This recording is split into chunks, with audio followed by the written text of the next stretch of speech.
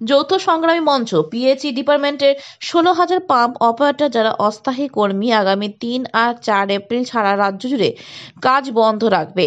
ভোগান্তির আশঙ্কা, অসহযোগিতা কর্মসূচি, দুদিনের ধর্ণা কর্মসূচি সল্টলেকে নির্জলয় বিল্ডিং এর সামনে। বেতন বাড়াতে হবে, স্থায়ী করতে হবে, অবসরকালীন ভাতা দিতে হবে। 3 মাস বেতনহীন।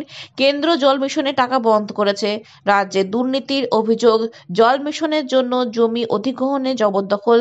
রাজনৈতিক কারণে কর্মীদের কর্মসূচিতে করা হয়েছে। পাম্প অপারেটর এবং ওই সংগঠনের উপদেষ্টা উনি বলছেন।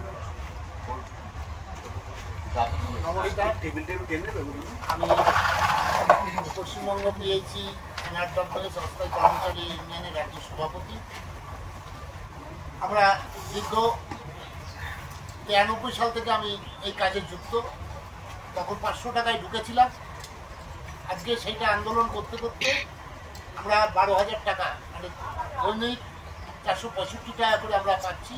তার ভিতর 2,000 টাকা, 2,000, 2,500 টাকা ভার্সন কেটে নিচ্ছে পিএফ এর নাম করে। কিন্তু সেই পিএফ কোথায় জমা করছে, কী করছে, সেটাও কিন্তু আজকে এখনো পর্যন্ত আমরা জানতে পারছি।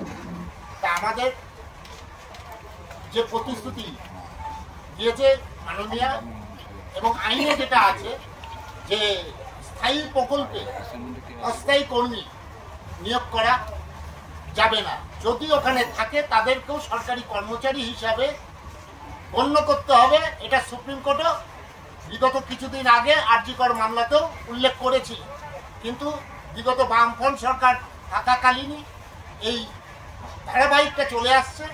আজকে এই 14 বছর, এই 14 বছরও সেই ধারাবাহিকটার কোনো পরিবর্তন আমরা দেখতে পাইনি।